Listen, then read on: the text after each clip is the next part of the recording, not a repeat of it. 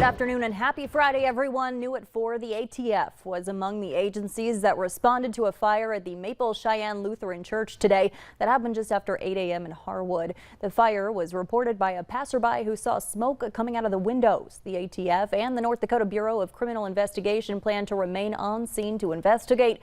They're still working to determine how it started. No one was hurt. Also new this afternoon, a Fargo man is facing several charges after he was found with nearly 100 photos and videos depicting child porn. Brock Ashlyn Feifel was charged in Cass County Court on 5 counts of possession of certain prohibited material. Court records show a warrant is out for his arrest.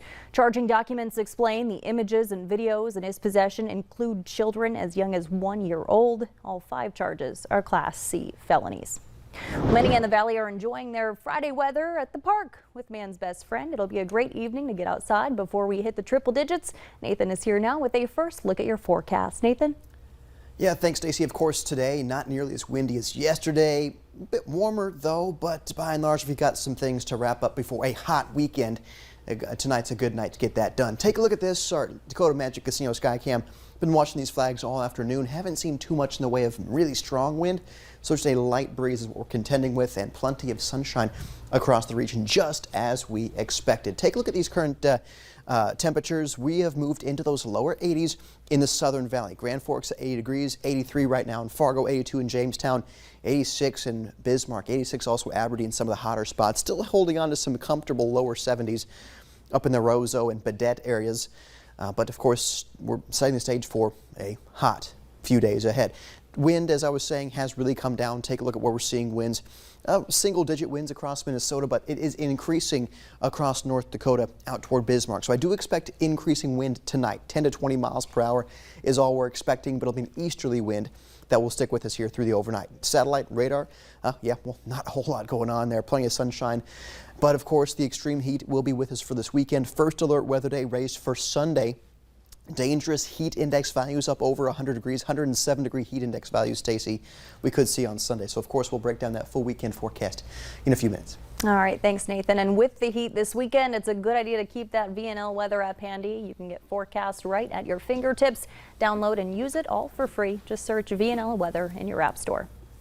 Happening right now, the man who opened fire in a health clinic in Buffalo, Minnesota last year, killing 1 and leaving 4 others injured, has just learned his fate. You're looking at chilling video from inside that clinic. Gregory Ulrich faces a mandatory sentence of life in prison without parole. Earlier this month, the jury found him guilty of all 11 counts against him, including murder, attempted murder, and setting off explosives. During the trial, he admitted to shooting the victims, but said he went to the clinic to cause property damage using pipe bombs and a handgun. Authorities in Alabama are trying to figure out what led to a deadly shooting at a church in a suburb of Birmingham. Police say the gunman killed 3 people, and they're calling the person who helped subdue the suspect a hero. Deborah Alfarone reports. The tragedy at St. Stephen's Episcopal Church in Vestavia Hills near Birmingham unfolded just after 6 p.m. Thursday.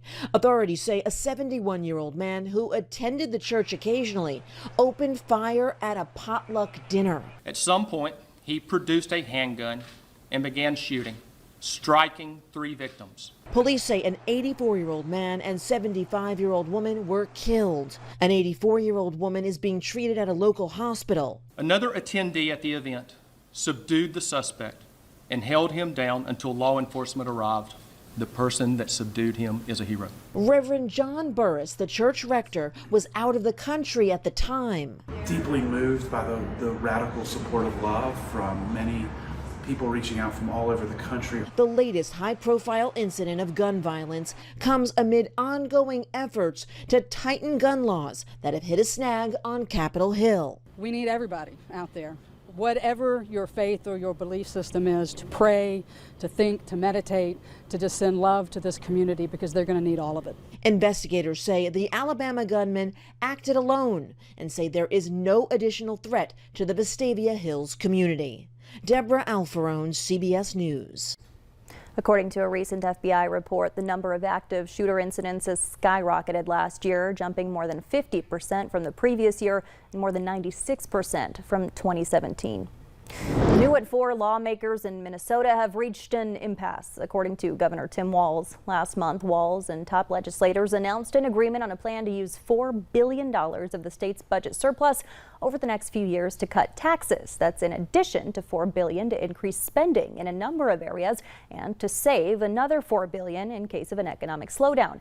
But according to Walz, chances are dead for a special session that could have resulted in tax cuts and new spending. Billions of dollars from the state surplus will remain unspent until lawmakers pass a new spending bill. President Biden just announced several new initiatives on climate, clean energy, and food security. During a meeting this morning with global leaders, he called on world leaders to do more to slash methane leaks in an effort to slow the warming of the planet. We flare enough gas to offset nearly all of the EU's gas imports from Russia. And so by stopping the leaking and flaring of this super potent greenhouse gas and capturing this resource for countries that need it, we're addressing two problems at once.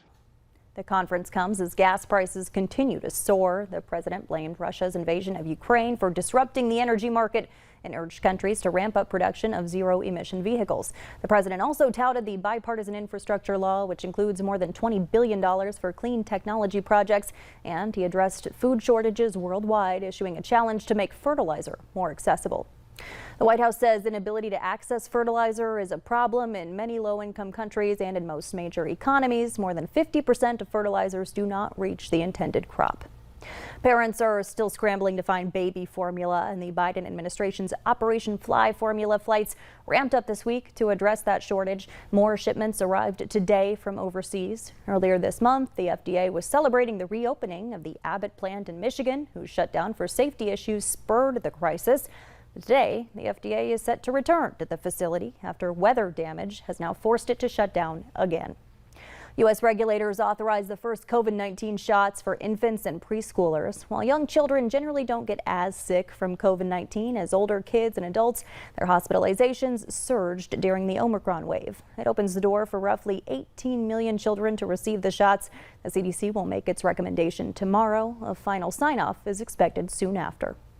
A local realtor is trying to break a world record while raising awareness for Alzheimer's. Kyle Olson, who's with Kelly Williams Inspire Realty, is participating in The Longest Day, where people across the world create a fundraising event and shine a light on the darkness of the disease. Olson's fundraising event is to hold the longest marathon open house. He hopes to break the record for the second time. The open house is at 6012 78th Avenue South in Horace.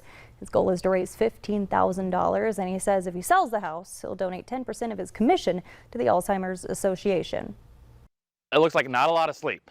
So 63 hours. That started at 7 this morning, going until Sunday night at 10 o'clock. For security reasons, the home will be locked from 9 at night until 8 in the morning.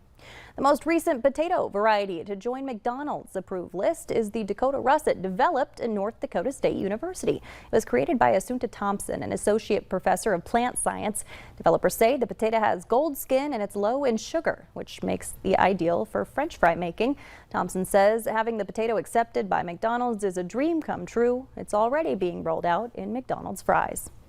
The Carson Wentz AO1 Foundation is hosting its third annual charity softball game at Newman Outdoor Field in Fargo next week, and we're excited to tell you that you can watch it right here on Valley News Live. The event will feature Carson Wentz and other former NDSU football players competing in a home run derby and 9-inning game. Valley News Team Sports Director Devin Fry is calling the game and interviewing players all throughout the night. You can watch it right here on KX4 starting at 7 p.m. on Tuesday. If you have a ticket, stadium gates will open at 6 p.m. The home run derby is at 7 and the game will follow at 8.